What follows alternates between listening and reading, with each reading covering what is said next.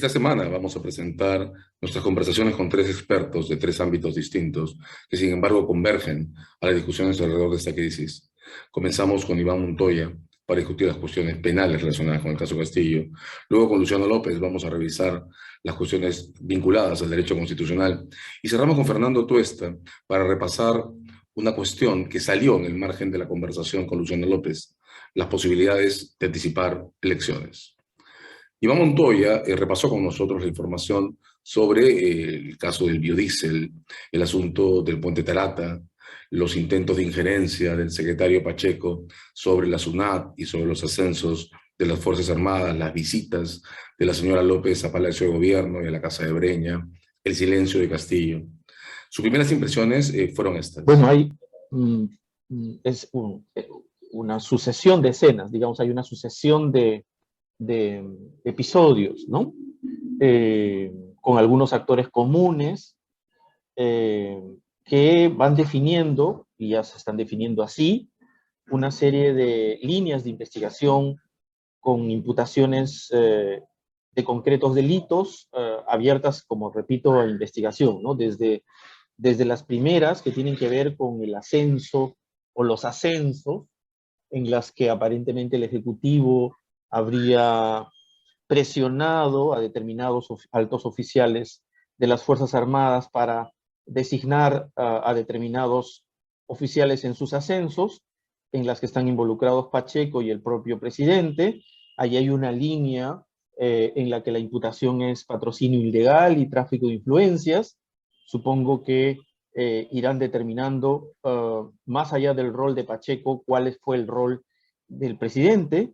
Está el episodio de la casa de Breña, o el domicilio de Breña, alternando con Palacio, y una secuencia de visitas de esta señora Karelin. Yo ahí pondría varias cosas, ¿no? La sucesión de visitas en Breña y visitas en Palacio de esta señora, en tanto representante de una empresa que luego logra y obtiene una licitación. Son muchas visitas, ¿no? Son 6, 7 visitas y alternancias en Breña y en Palacio.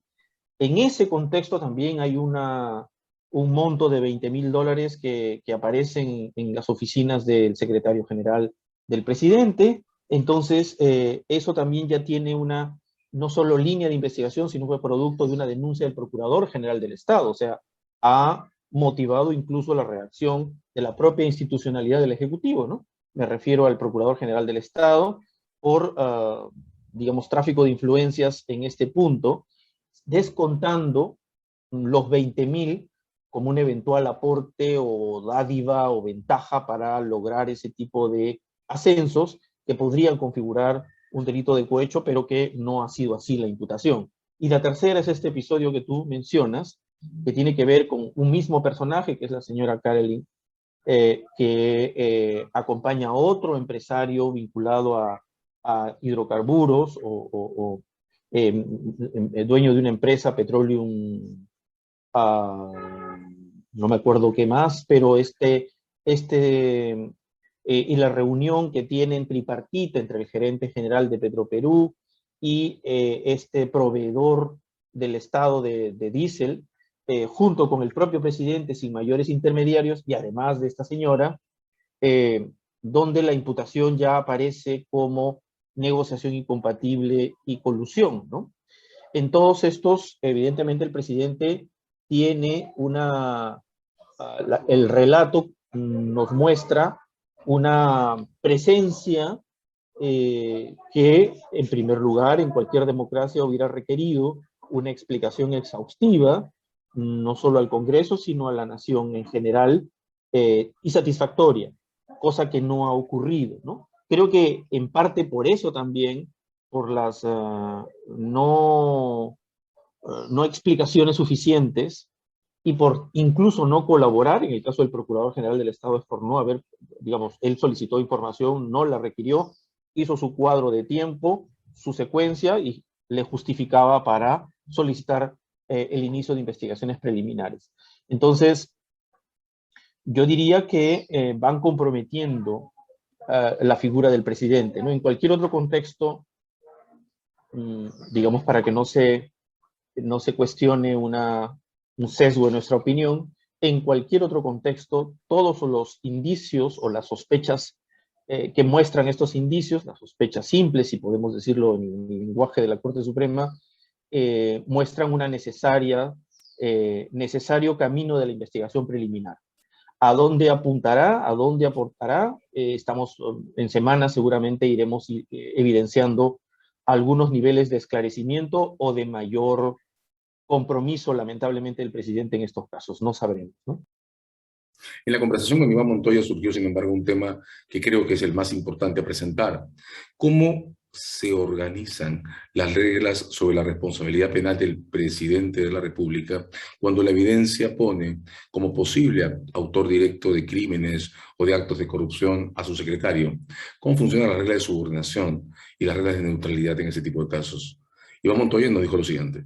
El hecho de que un funcionario de más alto nivel no tome en cuenta por su propia cuenta, valga la redundancia, un perfil determinado, idóneo para el cargo, y no le importe o haga caso omiso al perfil y designe a una persona que solo tiene el mérito de ser absolutamente amigo o compañero de esta persona y sin mayores idoneidades en cuanto a su formación, competencia, e incluso no tiene idoneidades de probidad o de ética, o por lo menos no se le conoce. Yo voy a decirlo por lo menos desde el punto de vista penal, que es lo que más o menos puedo recabar, ¿no? Todo lo que haga este personaje, en principio, es susceptible de investigarse, o sea, es susceptible de investigar también a su superior, por esto que hizo su inferior o su subordinado, ¿no? Probablemente, es cierto que el superior no es responsable de todo lo que haga el inferior, pero las posibilidades de investigar al superior por actos ilícitos que hace el inferior o subordinado está lleno de algunas condiciones. Y una de esas condiciones que nos van apuntando a una posible responsabilidad del superior, digamos, por omisión, por no haber evitado la plasmación de actos delictivos o irregulares o ilícitos de parte de su subordinado, es, uno, el no haber tenido una delegación de funciones idónea y competente. Es decir, para un cargo de secretario general necesita uno, esto nos dirá un poco la experiencia, cuál es el mejor perfil, cuál es la mejor competencia. Tiene capacidad de organizar, gestionar y, como es función pública, probidad e idoneidad, honestidad. En fin, si eso no fue respetado, ya tenemos que hubo un acto de delegación impropia, llena de vicios. Eso lo hace mucho más responsable para estar detrás de esta persona, hacerle seguimiento, fiscalización, pedirle cuentas, rendición, para poder controlarlo. Si no se hace, por lo tanto, es muy probable, si eso ha sido incluso recurrente, 2, 3, 4 fórmulas, muy probablemente va a ser mucho más sencillo poderle imputar, probablemente hasta por comisión por omisión, repito, al superior, en este caso al presidente, si se trata, por actos que hayan realizado sus subordinados ante la ausencia de control o de fiscalización o por no evitar la plasmación de esos hechos. Es decir, yo creo que no va a ser difícil y probablemente imputarle al superior esos actos que haga el subordinado, actos irregulares, actos ilícitos, actos delictivos, porque el superior tiene una posición de garante, tiene probablemente responsabilidad en la posibilidad de conocer lo que está haciendo el subordinado, e incluso con todas esas condiciones, público y notoriamente, no lo controla, no lo evita. De ese punto de vista, no me queda ninguna duda, ninguna inquietud en que puede ser pasible en algunos casos de responsabilidad por omisión también. Es decir, eso es mi lectura de la indebida delegación en el cargo desde el punto de vista penal, ¿no? Luego de esta casación desafortunada de Ica, donde se habla del principio de confianza de una manera muy extendida, incluso tiene unas afirmaciones un poco nefastas sobre que el superior tiene igual responsabilidad de cualquier inferior. ya no tiene más responsabilidad que los inferiores en una cualquiera y que no necesita hacer una suerte de deberes de vigilancia y control solo si está explícitamente en su mandato, y segundo, sus deberes de vigilancia y control son básicamente pasivos, es decir, solo si le llega una noticia, oye, mira, tu secretario general se está reuniendo tal fecha, y recién podríamos hablar.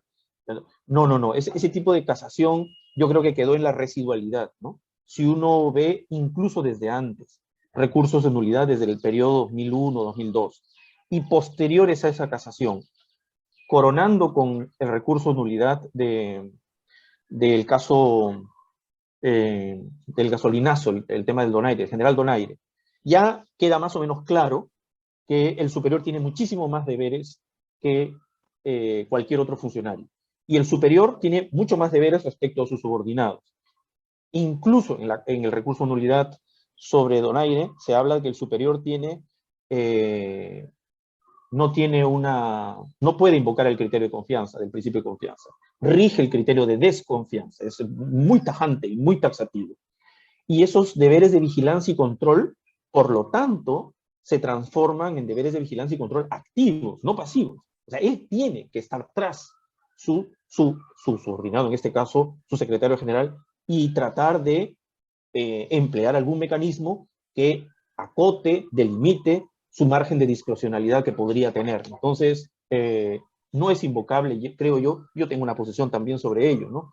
El funcionario superior, respecto a delitos contra la administración pública, no tiene una posición de garante cualquiera, no tiene la posición de garante de un empresario, siquiera respecto a sus subordinados en la empresa, tiene una posición de garante mucho más intensa que cualquier empresario respecto a sus subordinados. Es una posición de garante, yo le he llamado, digamos, yo creo que es una posición de garante de protección del bien que es el correcto funcionamiento de la administración pública.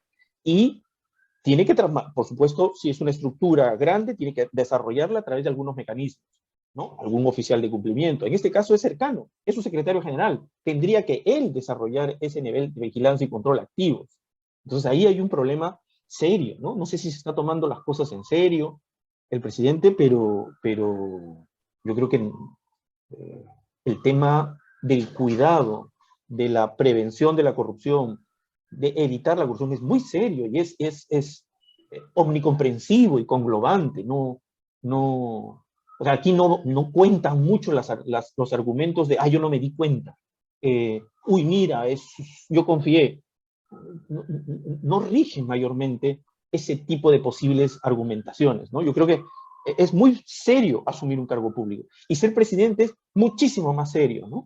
La Convención Interamericana contra la Corrupción y la Convención de Naciones Unidas contra la Corrupción tienen un fuerte mandato de lucha contra la corrupción, tienen un mandato de crear un sistema que prevenga y controle la corrupción, tienen mandatos de incorporar tipos penales, de distintos tipos penales, y tienen un mandato de cooperación entre estados en esta materia. O sea, es una preocupación no solo de la región, sino a nivel de todo el planeta, ¿no? Es una preocupación muy seria. Esto ha sido leído por nuestro Tribunal Constitucional en una secuencia de sentencias en la que, sobre todo en la que conoce, no recuerdo el número, en la que conoce la inconstitucionalidad de una reforma que se hizo al delito de colusión, donde el tribunal reconoce que existe una suerte de principio de proscripción de la corrupción, de principio de proscripción de la corrupción. Por lo tanto, desde el punto de vista de la lectura constitucional, a la luz de los convenios, rige en el Perú una suerte de principio que es prohibición de la corrupción, que creo que es un principio que cada día empieza a tener calado e importancia mayor. Debe tener importancia en distintos niveles para ponderar conflictos de derechos, principios, en un proceso penal, en fin, en la dación de una ley, puede regir para ello. Y en la materia de la que estamos hablando, creo que empieza a tener cuerpo en la jurisprudencia suprema, que dejando de lado esa casación de Ica, que repito, me pareció lamentable, empieza a considerar que evidentemente, dada la importancia del bien jurídico, correcto funcionamiento de la administración pública, basado en ese principio de proscripción de la corrupción, implica, por lo tanto, deberes positivos. Es decir, una posición de garante que ya no se asienta en garantes de control de fuentes de peligro, ¿no? ¿De qué fuentes de peligro? No, son garantes estrictamente de protección de bienes. Son sujetos, un funcionario público tiene que cuidar el correcto funcionamiento de la administración pública. Esto puede ser para ser un poco fuerte, César. Tiene que cuidar el correcto funcionamiento de la administración pública como si fuese su hijo menor de edad. El correcto funcionamiento de la administración pública es un bien muy vulnerable y tiene que estar al cuidado de un funcionario. Usted no tiene que tomarse en serio esto, ¿no?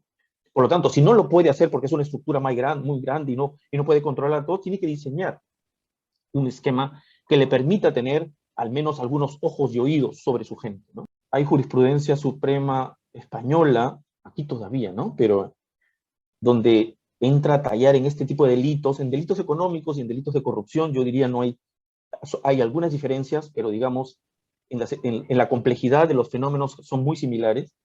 El tema del dolo como indiferencia, ¿no? El dolo como indiferencia, es decir, si te están diciendo que tu secretario general está haciendo esto, lo otro, ¿no? Encima tú lo has designado mal, y yo digo, no hago caso, la primera ministra me advierte y me dice, mire, ya tenga cuidado. Yo sigo igual, decido no enterarme de lo que está haciendo, decido, incluso en ese nivel hay responsabilidad, ¿no? Digamos, en esta lógica suprema española que utiliza ya el dolo como indiferencia o la ignorancia deliberada, ¿no? Poco antes que estalle esta crisis, con ocasión al intento anterior de vacancia, Omar Cairo puso en el medio un concepto sobre el que yo mismo he regresado. Omar Cairo ha sostenido que los procedimientos de destitución de un presidente no transitan por la línea de la vacancia, pero sí pueden transitar, desde su lectura, por los procedimientos de debate sobre infracciones a la Constitución. Omar sostiene que la Constitución permite pensar en dos tipos de acusaciones distintas: las acusaciones por delito, a las que aplican las restricciones de protección que se ha discutido muchas veces, contiene la Constitución del 93, y las acusaciones por infracción a la Constitución, donde él encuentra un texto bastante abierto. Con su autorización vamos a reproducir un fragmento de la exposición que hizo Omar ante el público que asistió a un evento de la Escuela Grantista en Chiclayo.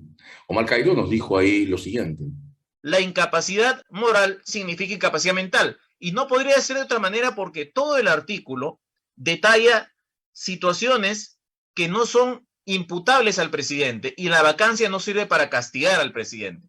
Entonces alguien podría decir, ¿y eso quiere decir que no hay forma de destituirlo? Sí hay forma de destituirlo, y es el artículo, el juicio político previsto en los artículos 99 y 100. Los artículos 99 y 100 de la Constitución contienen dos procedimientos, a pesar de que aparentemente es uno solo.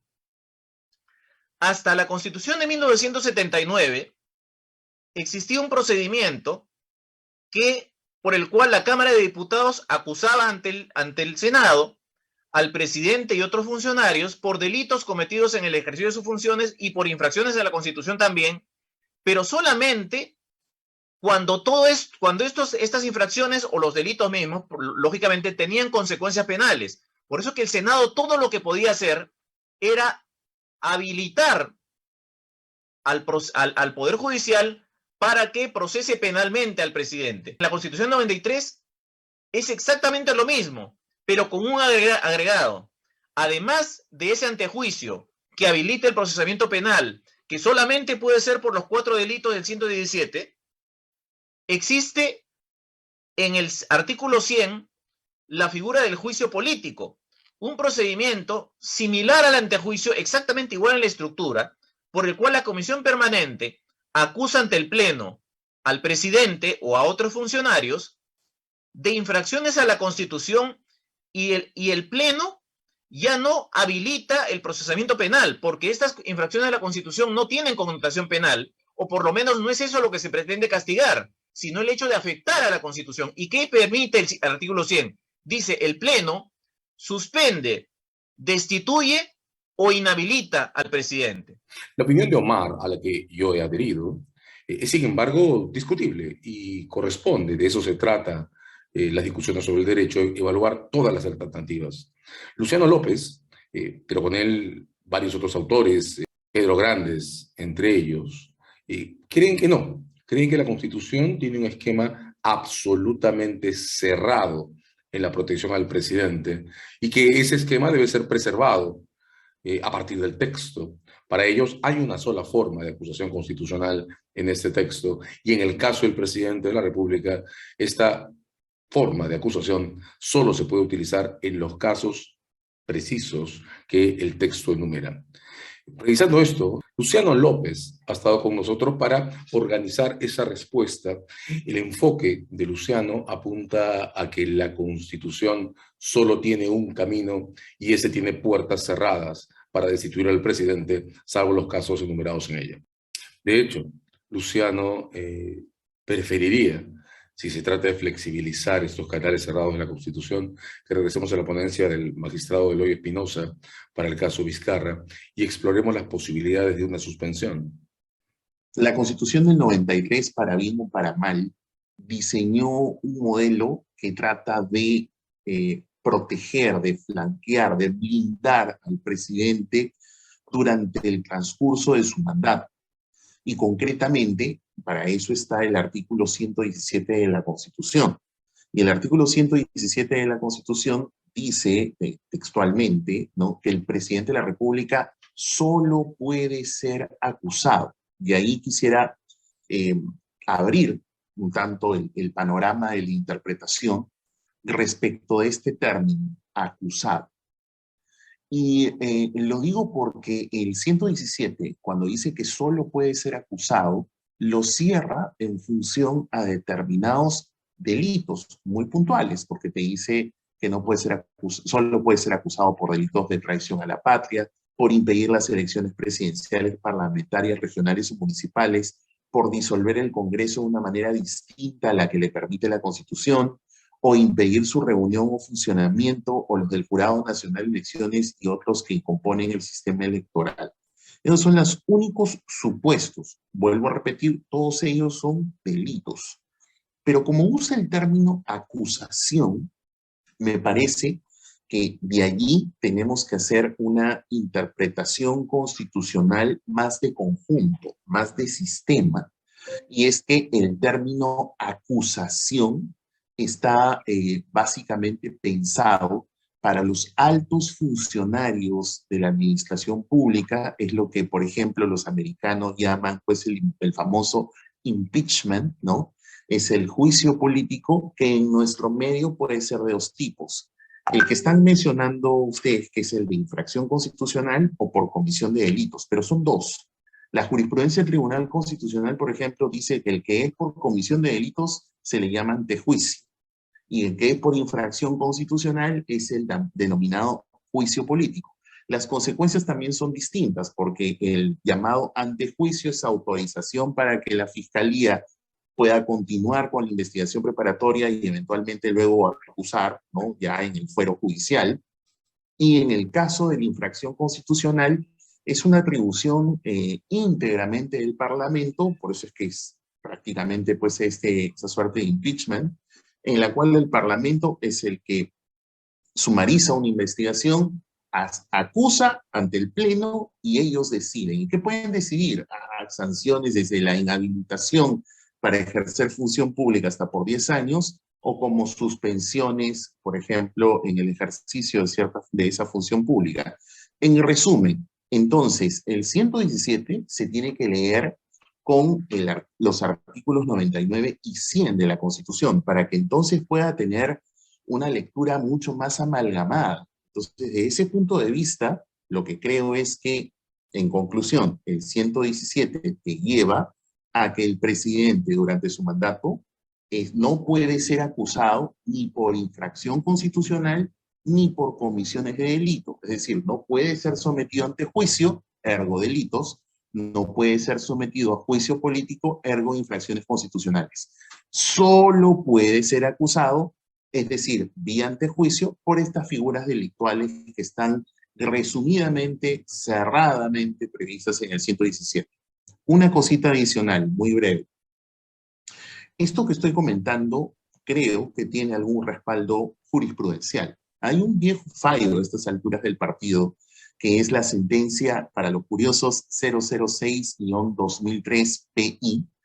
Fue el caso de inconstitucionalidad del inciso J del artículo 89 del reglamento del Congreso, en donde en ese fundamento el Tribunal Constitucional dijo que que en estos casos, y dijo así textualmente, para que proceda la acusación constitucional por la supuesta comisión de delitos. Claro, pues es que donde se habla de acusación debe entenderse como acusación constitucional, y esa puede ser por delitos o por infracciones constitucionales. De lo contrario, se vaciaría de contenido, creo yo, a esta figura de la suerte de inmunidad que tiene el presidente de la República durante el ejercicio de su mandato. Yo entiendo la preocupación, es más, la comparto, la hemos conversado en anterior oportunidad.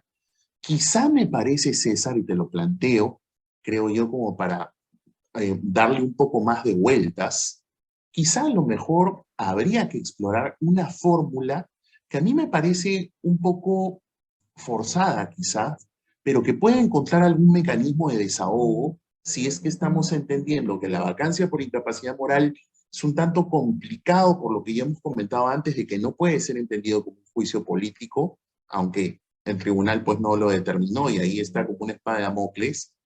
Pero a lo mejor la otra posibilidad es la que planteó el magistrado Eloy Espinosa Saldaña Barrera. ¿Cuándo ha planteado algo el doctor Espinosa Saldaña? Bueno, en el famoso fallo justamente de la vacancia por incapacidad moral.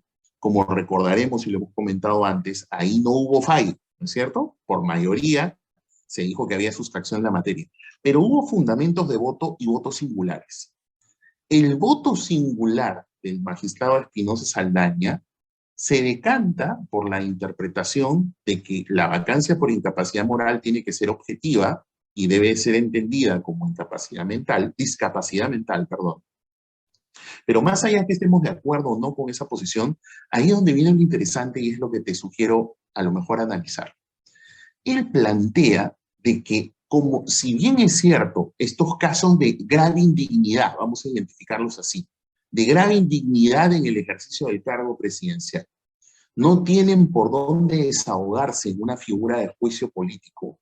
Él plantea que a lo mejor habría que explorar la figura de la suspensión del cargo presidencial. Estamos hablando del artículo 114 de la Constitución, porque el 114 de la Constitución, si me permite, si la tengo acá incluso acá a la mano para conversarlo, el 114 de la Constitución señala textualmente que el ejercicio de la presidencia de la República se suspende por, 1, incapacidad temporal del presidente declarada por el Congreso.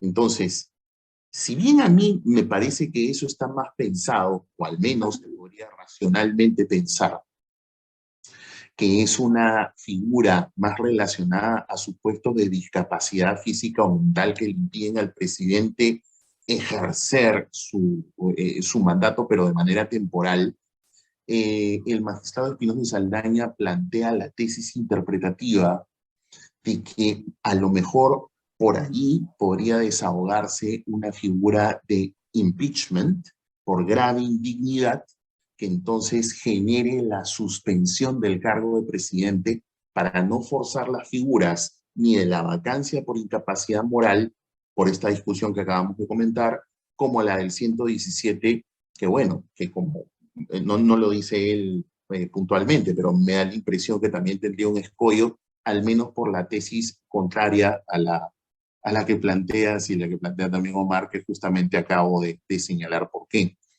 Insisto que es un espacio, a mí me parece de todas maneras complicado, pero a lo mejor es un espacio como para tratar de debatir, con lo cual entonces tendríamos una tercera vía, una tercera tesis con la que podríamos discutir. Creo que poco se ha hablado de eso, pero para quienes justamente ven tu prestigioso programa y nos escuchan, podrían revisar. Les vuelvo a dar el dato. Es el voto singular del magistrado Espinosa Saldaña Barrera en el caso de la vacancia por incapacidad moral. Por mi parte, aunque el debate existe, sigo creyendo que es imposible que una constitución funcione si sus textos deben ser interpretados o asumidos como produciendo una clausura tal que el sistema institucional quede atrapado en medio de dilemas tan fuertes como lo que provocaría tener que soportar a un presidente sujeto a investigación durante prácticamente todo su mandato. Sin embargo, creo que es imposible dejar de notar que la teoría es discutible. En cualquier caso, hace varios días, la congresista Flor Pablo trajo sobre la mesa un esquema que originalmente había propuesto Vizcarra antes del cierre del Congreso, el anticipo de elecciones. Ante esa alternativa, Luciano López nos ha dicho lo siguiente. En los últimos 20 años, 21 años, ya nos vamos para 22, ¿no? Porque ya el 2021 ha prácticamente acabado. La situación en la que se tomó una vía como esa fue una situación totalmente límite, ¿no? Si miramos los antecedentes muy rápido, estamos hablando de la caída del Fujimorato por el video Curi Montesinos, que lo que generó inmediatamente es que Alberto Fujimori dé un mensaje a la nación y ofrezca justamente adelantar las elecciones en las que él dijo, en las que yo no voy a participar. Es importante poner los hitos, César, porque mucha gente se confunde y piensa que más bien la reducción del mandato de los dos poderes del Estado de 5 años a 1 año se produjo después que él se fugara al Japón. Y el tracto de los hechos dice que no fue así. O sea, mírenlo, por favor, a quienes tienen la duda sobre eso.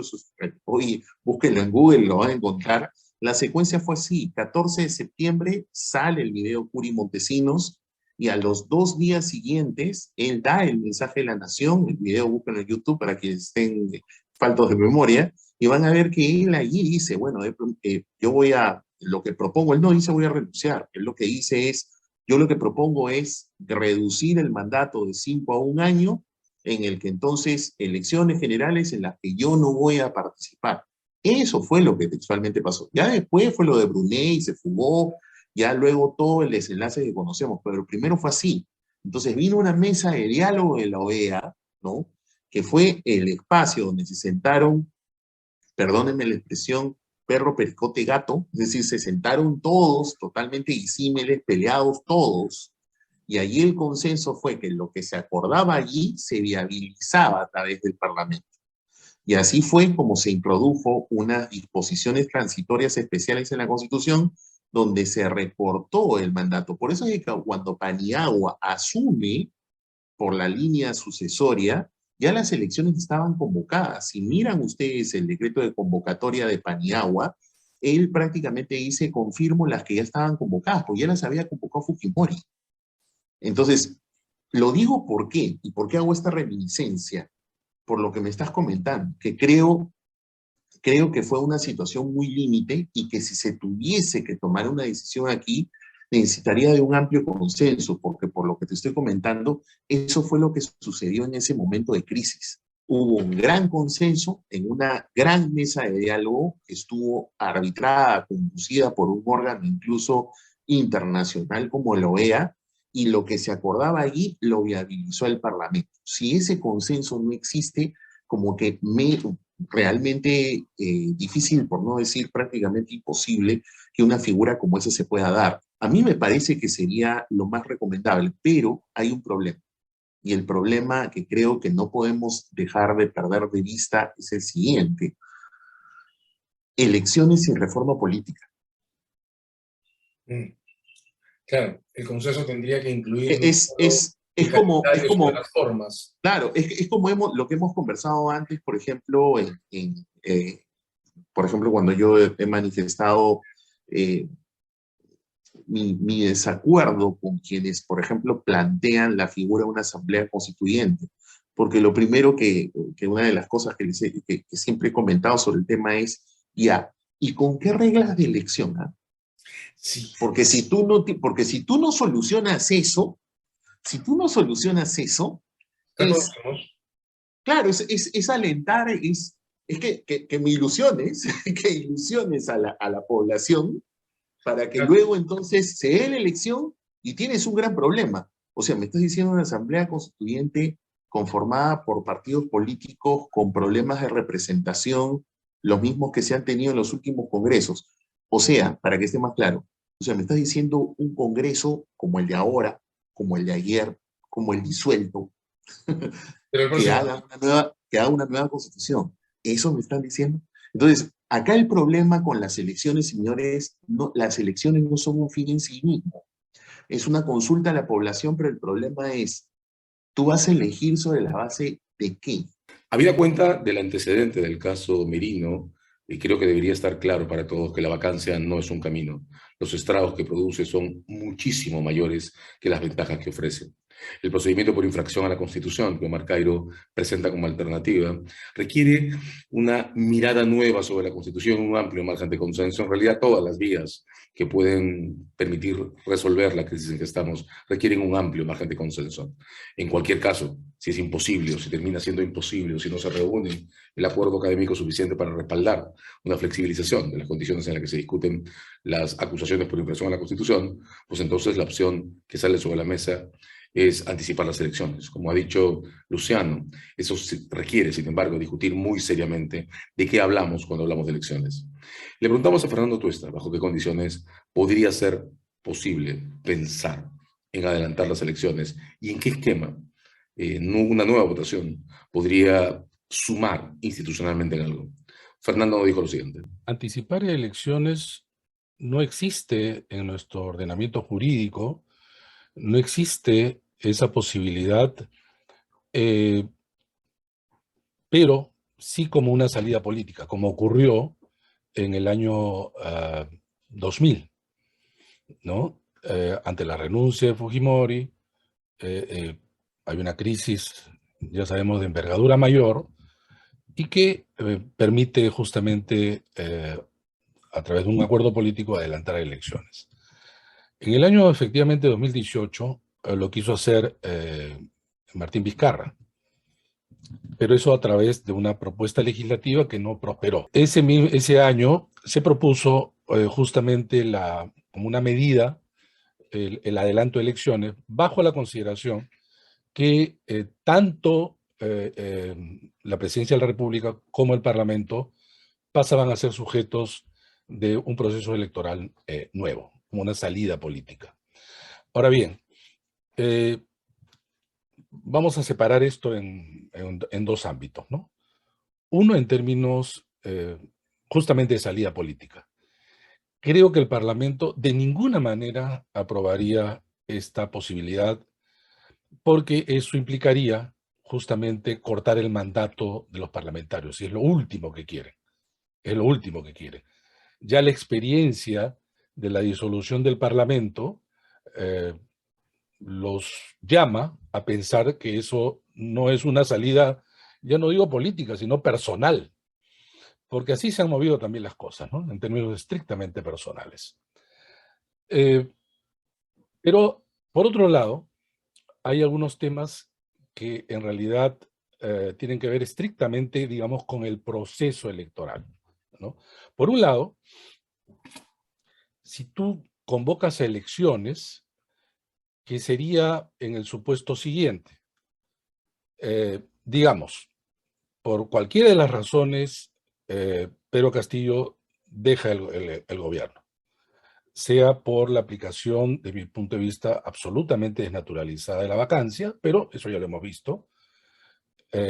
Dos, que ocurra lo mismo con la señora Boluarte, y entonces la presidenta del Congreso asume por sucesión y convoca elecciones. Y acá viene el punto de discusión. ¿Convoca elecciones solo para presidente o también para parlamento? La traducción que se hizo inicialmente era solo para presidente. Pero acá hay, creo yo, una interpretación bastante simplista, porque una nueva elección de presidente de la República no es para completar el mandato. En ninguna parte existe esta figura. Entonces sería por 5 años. Y si tú tienes un parlamento que no pasa un proceso electoral y se renueva, tendrías ya entonces los periodos absolutamente alterados. Y nuestro diseño institucional, en realidad desde 1920, es que ellos se miran como espejos en la relación de equilibrio de poderes. 5 años se elige de manera simultánea. en los sistemas electorales la simultaneidad es un elemento, una variable. No es simplemente una decisión política que se toma en cualquier momento. Entonces, lo que prosperaría, o lo que debería de prosperar, es justamente una elección general de ambos poderes del Estado.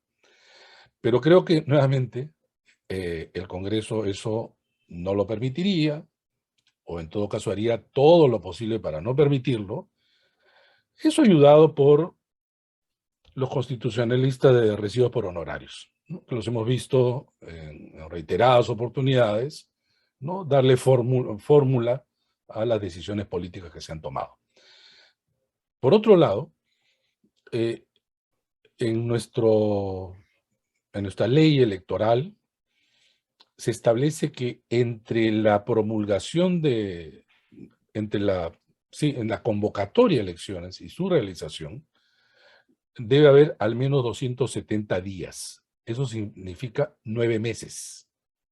9 meses. Imaginemos que esto sucede ahora en el verano, ¿no? Todo este proceso acelerado sucede en el verano. Coincidiría con la elección regional y municipal que se va a realizar en el mes de octubre del próximo año. Claro, algunos dirían, no sería bueno juntar niveles de elección de distinta naturaleza. Eso tiene sus bemoles. Ecuador, por ejemplo, junta todo. Entonces tú tienes elecciones nacionales y subnacionales. Pero digamos que se quiera separar. Ahí tienes otro problema, porque las autoridades subnacionales, va a decir gobernadores y alcaldes, tienen un mandato de 4 años y no son reelegibles. Tú les tendrías que extender el mandato, prorrogar el mandato, para que estas elecciones se realicen, digamos, el próximo año, con una diferencia también entre convocatoria y elección de casi 9 meses, o sea, casi un año. Eso no creo que, sobre todo los que tienen expectativa de esta elección, que se están preparando, no vayan a querer. Entonces, hay pues una serie de bemoles que es necesario mirar con atención. Una crisis se mantiene mientras no encontremos un canal para ponernos de acuerdo, por lo menos las mayorías. Esta crisis se sostendrá mientras no nos hagamos cargo del costo institucional que puede significar representarla, pero principalmente mientras no seamos capaces de formar un mínimo común de base institucional que nos dé una salida que agregue, no que siga restando. Seguiremos explorando alternativas en coyuntura. Muchas gracias.